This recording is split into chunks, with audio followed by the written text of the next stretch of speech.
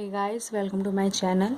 सो आज हम स्टार्ट करने वाले क्लास 10 जीएसईबी का चैप्टर नंबर 9 जो कि है forest and wildlife resources. Okay, so हम सबसे पहले टाइटल को समझते हैं। यहाँ पे फॉरेस्ट का मीनिंग हम क्या हो सकता है एंड वाइल्ड लाइफ रिसोर्सेज का मीनिंग क्या हो सकता है। ओके, तो यहाँ पे ये जो वर्ड है रिसोर्सेज वो हमने चैप्टर 8 में पढ़ रखा था and I think all of you know that resources का मीनिंग क्या होता है। ठीक है, तो अब यहाँ पे आते हैं दो वर्ड्स, एक होता है फॉरेस्ट एंड एक होता है वाइल्ड लाइफ। ठीक है, फॉरेस्ट क्या होता है कि कहीं पे बहुत सारे अनवांटेड चीज़ें जो पैदा मतलब अपने आप उग जाती हैं, ठीक है, बिना ह्यूमन एफर्ट्स के, और जहाँ पे बहुत सारे घने झाड़ियाँ होते हैं उन्हें हम फॉरेस्ट कहते हैं, लेकिन बहुत ज़्यादा। ठीक है, अब हम आगे पढ़ेंगे उसके डेफिनेशन के बारे में।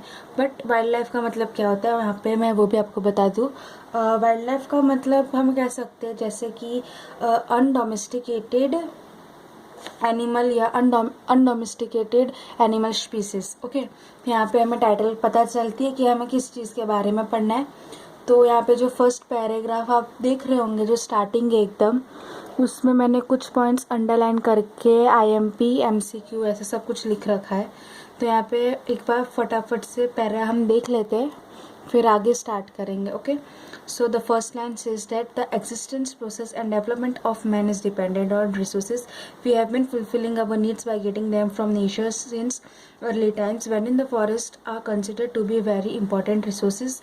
A general meaning of forest is the accumulation of trees, shrubs or heaps of grasses in natural vegetation. Only that vegetation is included which is raised naturally without the help of man. मैंने अभी थोड़े minute 2-3 minute पहले बताया आपको। and this vegetation is known as virgin vegetation। ठीक है, now such vegetation in India is available only in Himalayas, Sundarban and remote areas of Thar desert। ये important है MCQ के बेसिस के लिए।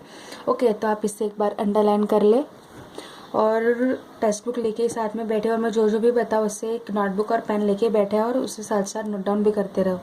ओके, तो अभी तक हमने फॉरेस्ट और वाइल्ड लाइफ रिसोर्सेज का मीनिंग देख लिया। अब आगे जो है वो हम देखते हैं फॉरेस्ट। यहाँ पे मैंने लिख रखा है that accumulation of trees, scrubs और हिप ऑफ ग्रासेस, इसे हम फॉरेस्ट कहते हैं। ठीक है, तब आगे फॉरेस्ट को जो है वो दो टाइप्स की कैटेगरीज में डिवाइड कर रखा है। पहली जो सबसे फर्स्ट कैटेगरी है वो है हमारी एडमिनिस्ट्रेशन, और जो दूसरी कैटेगरी है वो है हमारी ownership, administration and management aspects. ठीक है, तो अब आगे हमें इन सब को देखना है, तो एक एक करके हम उनको देखते हैं और उनके सब डिविजन्स को भी देखते हैं। तो सबसे पहले यहाँ पे हमारा फॉरेस्ट अकॉर्डिंग टू एडमिनिस्ट्रेशन। ठीक है, तो इसके आगे सब डिविजन्स जो है वो 3 टाइप्स के हैं। पहला है रिजर्व फॉरेस्ट, दूसरा है प्रोटेक्टेड फॉरेस्ट एंड थर्ड है अनक्लासिफाइड फॉरेस्ट। ठीक है, तो यहाँ पे जो कुछ भी है सब मैंने टेक्स्ट बुक से ही ले रखा है, तो ज़्यादा टेंशन लेने की ज़रूरत नहीं। और अगर आप ऐसा same to same board exam में लिखते हो तो आपके मार्क्स कटेंगे नहीं, उल्टा ये एक वे है आंसर को रिप्रेजेंट करने का। ठीक है, तो सबसे पहले हम देखते हैं रिजर्व फॉरेस्ट। ठीक है, तो यहाँ पे लिखा है मैंने under the control of government directly. Second point है restriction of lumbering, collection of woods और फॉर पेस्टरिंग। यहाँ पे रिजर्व फॉरेस्ट उन फॉरेस्ट को कहा जाता है जो डायरेक्टली गवर्नमेंट के कंट्रोल में होते हैं, और यहाँ पे लम्बरिंग, कलेक्शन ऑफ वुड और पेस्टरिंग के लिए रिस्ट्रिक्शन होता है। यानी कि यहाँ पे लम्बरिंग का जो मतलब होता है वो ट्रीज काटना होता है। ठीक है, ट्रीज पेड़ों को काटना और उनकी लकड़ियाँ इकट्ठा करना और ग्रेजिंग करवाना। पेस्चरिंग का मतलब होता है ग्रेजिंग। ठीक है, ग्रेजिंग कराना रिजर्व फॉरेस्ट में रिस्ट्रिक्टेड होता है, और ये जो फॉरेस्ट होते हैं वो डायरेक्टली गवर्नमेंट के अंडर आते हैं। ओके, एंड ये एक एडिशनल पॉइंट है जो कि आप लिख भी सकते हो नहीं भी लिख सकते हो, जो वो है दैट 54.4% टोटल इंडिया में अवेलेबल है रिजर्व फॉरेस्ट। कितने? 54.4%। ठीक है, तो अब सेकंड जो है हमारा प्रोटेक्टेड फॉरेस्ट, वो 29.2% अवेलेबल है ऑल ओवर द इंडिया। ठीक है, ये कैसे फॉरेस्ट है जो डायरेक्टली एडमिनिस्ट्रेशन के कंट्रोल में आते हैं। यहाँ पे लिखा भी है फर्स्ट वन में दैट लुक आफ्टर बाय और under the control of administration, फिर local people are permitted to collect wood and to graze their animals without causing any harm to trees. यानी यहाँ पे एक छूट क्या दे रखी है कि यहाँ पे जो लोकल पीपल्स है हमारे जैसे, वो यहाँ पे लकड़ियाँ इकट्ठी कर सकते, काट सकते, लेकिन लकड़ियाँ काट नहीं सकते। हाँ, एक मिनट, सॉरी, लकड़ियाँ काट नहीं सकते क्योंकि यहाँ पे harm to, without causing harm to trees, ठीक है। जो लकड़ियाँ सूखी हुई गिरी होती है उन्हें कलेक्ट कर सकते और अपने जो जानवर होते हैं उन्हें ग्रेजिंग करवा सकते, ठीक है। और यहाँ पे ऑल ओवर इंडिया में ये 29.2% अवेलेबल होता है। तो अभी तक रिजर्व फॉरेस्ट, प्रोटेक्टेड फॉरेस्ट क्या है वो पता है, वो चल गया होगा। तो जो नेक्स्ट है हमारा अनक्लासिफाइड फॉरेस्ट, उस पे जाते हैं। तो अनक्लासिफाइड फॉरेस्ट जो है यहाँ पे भी लिख रखा है मैंने, दैट 16.4% फाइंड होता है all over the India, okay. और यहाँ पे जो 2 पॉइंट्स है क्या, that not classified still and no restriction on tree felling और एनिमल ग्रेसिंग।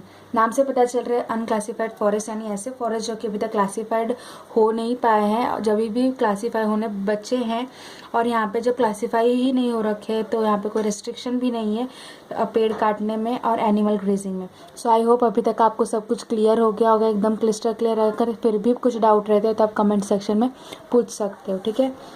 फिर आगे जो है हमारा सेकंड पार्ट, जो क्लासिफिकेशन ऑफ फॉरेस्ट का है हमें देखना है वो क्या है, according to the ownership, administration and management. तो ये भी फर्दर 3 पार्ट्स में, जो कि स्टेट, कम्युनल और community forest, and third is private forest, okay.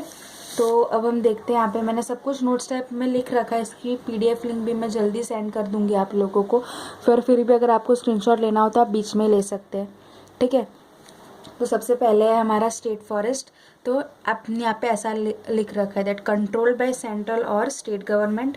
फिर दूसरी पॉइंट मैंने लिख रखी है that most of the forest of the country fall under this category. यानी कि जो भी इंडिया के या हमारी कंट्री के जितने भी फॉरेस्ट है वो ज़्यादातर स्टेट फॉरेस्ट के कैटेगरी में आते हैं।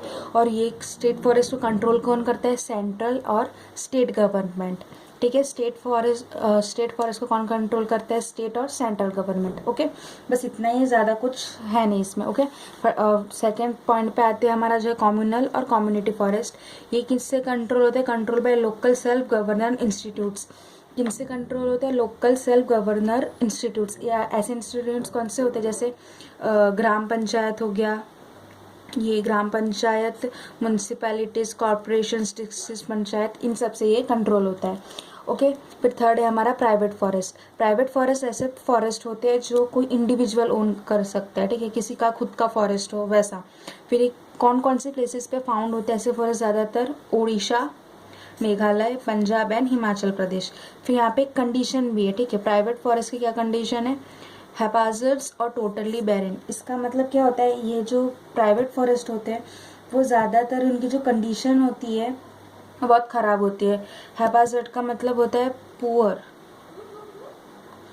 पुअर कंडीशन, ठीक है। और बैरन का मतलब पता है एकदम खाली। ऐसे जो फॉरेस्ट है वो ज़्यादातर खाली होते हैं, मतलब उनकी जो कंडीशन होती है वो कम्युनल फॉरेस्ट, स्टेट फॉरेस्ट से ख़राब होती है, ठीक है।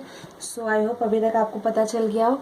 सो आज के लिए इतना ही, बट आज एक क्वेश्चन मैं दे देती हूँ, that question of the day that. और ये क्वेश्चन आप मुझे कमेंट सेक्शन में बता सकते हैं, या तो नेक्स्ट सेशन में हम इस पे ही डिस्कस करने वाले हैं। और वो क्वेश्चन है that what are the reasons for deforestation, ठीक है। डिफॉरेस्ट होने के रीजंस क्या है वो आपको बताने।